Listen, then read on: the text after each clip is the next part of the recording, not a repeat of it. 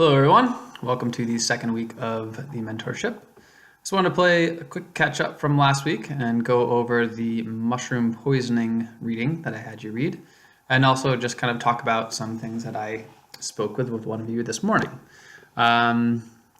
You have all been doing the sit in a spot for once a week, so going to one place for a half hour and sitting, and you noted that there was really quick growth.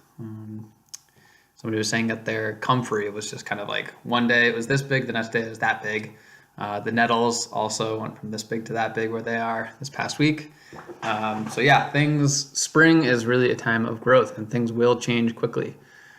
We got about 6 inches of snow up here last night, but it has melted today and the buds will keep on coming down, but it's really fun to hear how south of here things are growing quickly. There's a comment about orchids, how they are very numerous, very abundant.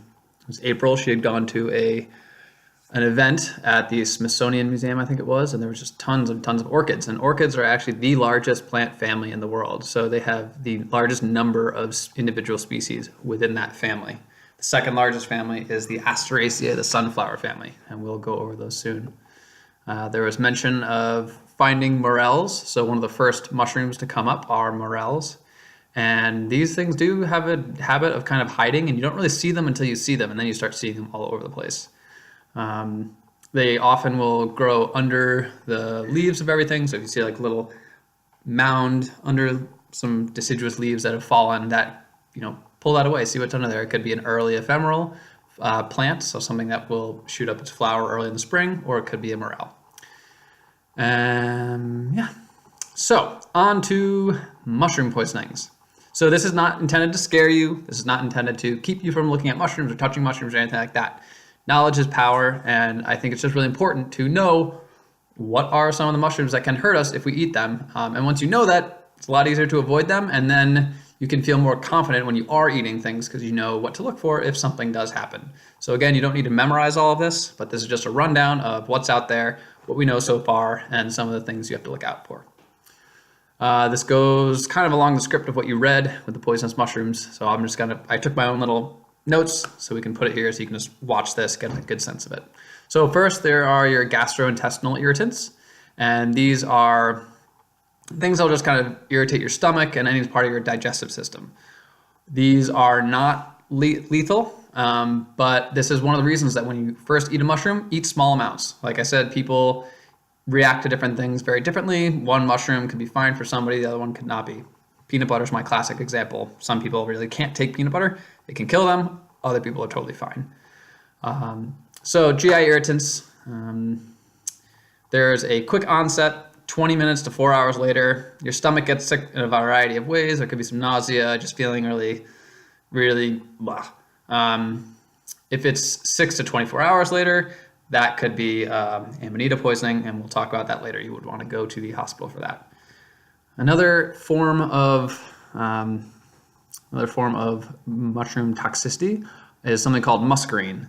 These are found in anosebes, clitosebes, and omphaliotus, which is a jack-o'-lantern mushroom. The clitosebe is a common white mushroom that you'll see very abundantly, but then realize that they're not edible. Kind of disappointing. The poisoning from muscarine takes about 15 to 30 minutes to come on. Usually you'll recover, but if you eat a lot of it, then it can result in respiratory failure. That shouldn't happen if you're eating something only a small amount for the first time you eat it. So even if you misidentified your mushroom completely and it has muscarine in it, if you eat a small amount, you'll be fine. You can go to the doctor for this. They will give you atropine, which will kind of counteract the effects of muscarine. And atropine is actually an alkaloid found in many of the nightshade family, the Solanaceae, which is your eggplants, tomatoes, peppers, things of that kind of family. These have very toxic plants in that family as well. Next one, isoxazole.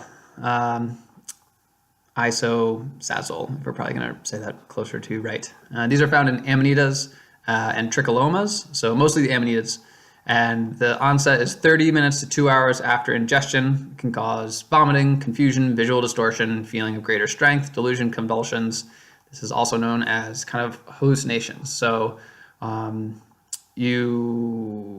some people hear about Amanita muscarias, this is one of the compounds in that mushroom. This compound can also just cause a deep sleep that you can't be woken from. So just the person will go to sleep and you can't shake them, you can't yell at them, they will just sleep until the effects wear off.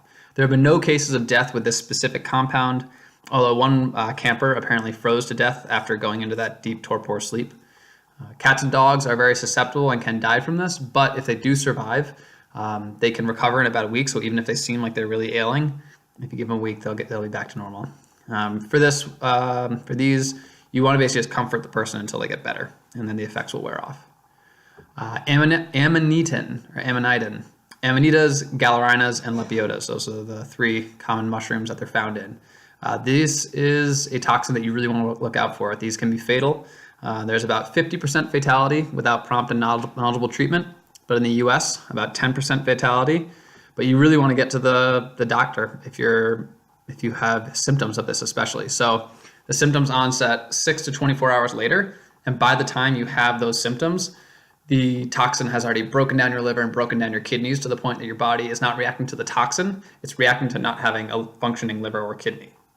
So you really don't want to mess with this one. That's why you really want to learn those amanitas. We'll talk about those as one of the first mushrooms that we'll learn to ID.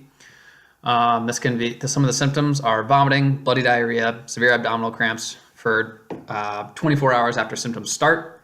And then the next 24 hours, there's an apparent recovery. You seem to feel fine. And then this is followed by a relapse where you get back to that bloody stool, bloody diarrhea. One of the unfortunate parts of this poisoning is that people often go to the hospital. They'll seem to get better, and then they'll be a release, and then there'll be a relapse. And at that point, it's really, really hard. So go to the doctor. They can work with this. Tell them that you ate the mushrooms, and don't eat amanitas unless you're with a professional. There are some edible amanitas, but we're not going to talk about those for this year. Gyromitrin in the Gyromitra genus. These look kind of like morels, but they're not quite like that. Often one of the byproducts of gyromitrin is essentially rocket fuel. So as the compound breaks apart, it releases something as a propellant. NASA uses this specific chemical, not from these mushrooms, but the same chemical for rocket fuel. It's carcinogenic, so even if you do kind of cook the thing and it burns off, if you eat it over long periods of times, it can contribute to cancer. Morels, they say that morels have them. I just don't eat raw morels. They're probably in very small amounts, and it'll get cooked off, broken down. You'll be fine. Orelanine, these are in Cortinarius. Onset 36 hours to 3 weeks later. It's kidney damage. Don't eat Cortinariuses. We can look at those later. They're beautiful, pretty easy to identify, and you just avoid them. And again, don't eat anything that you don't know what it is. Psilocybin, not going to get into this much. There's lots of research recently using psilocybes and specifically psilocybin for treatment of alcoholism, PTSD, coping with terminal illness, depression. There's a few others. So interesting history on that one. I can actually, I'll write a note to post a link about some of the articles around that in terms of its history and how it came to the States and where it came from in Mexico. Really interesting history on that one. Could be very interesting medicine, but nobody's died from them. So yeah. Psilocybin has evolved 7 times independently in the past, so it's not just psilocybes. There are unrelated mushrooms, 7 different ones that have psilocybin in them. And these are often your little brown mushrooms. So when you hear people poisoning themselves because they're looking for magic mushrooms, it's because they ate the wrong mushroom. They were looking at it and they thought an amanita was the mushroom they were looking for. They thought a little brown mushroom. So you'll find a lot of mushrooms about this big that are brown and little. There's so many of them. They're very hard to ID. Not commonly, but when people do hurt themselves, often it's because they're trying to look for a trip. They misidentify a mushroom and eat the wrong mushroom. And then there's one that's looks like it's up in the northwest, Amanita smithiana, Proxima and pseudoporphyria. Causes quick kidney damage, so instead of the delayed onset that you have with other amanitas, this one can be quick. It's kidney damage. They don't know what compound it is, but it happens in those 3 species. Again, amanitas, don't eat them, at least for a couple of years until as you've been looking at mushrooms, and then, even then, only with somebody who's done this before. I've never eaten an amanita, and if I were to do it, it would be with somebody who has positively identified these things many, many, many times before. Bacillus involutus. There is a long-term consumption leads to hemolytic anemia, which is where red blood cells are destroyed faster than they're made. This happens in a lot of European populations who eat Bacillus over time. Again, this is one of those low and slow toxins. It's not going to knock you dead, but if you eat it over a long time, it can cause some serious issues. Coprine, found in Caprinus or inky caps. These are mushrooms that you'll often see coming out of lawns. You'll see them come up really beautiful, like this tall. It's a very interesting shape. Look them up, and then after a day, they deliquesce. They turn to ink. So their spore production creates this like liquid ink that you can touch it, stick to your fingers, and you can spread the mushrooms elsewhere. This is the one where if you eat it and then up to 5 days later have alcohol, you can have some serious negative effects. It can cause racing heart palpitations, tingling in the arms and legs, warmth and flushing, headache, heavy limbs, and salivation. This could be something that could be good for somebody who's trying to stop drinking alcohol, continually eat Caprinus. You're getting a good mushroom, and you also have, an adverse reaction when you consume alcohol. But yeah, that's just one to look out for. Other mushrooms that can have this reaction, I mentioned my story with oyster mushrooms. It's listed on this article. I wish I had read this before I just started getting into mushrooms, but there are some bolete species that can have adverse alcohol reactions.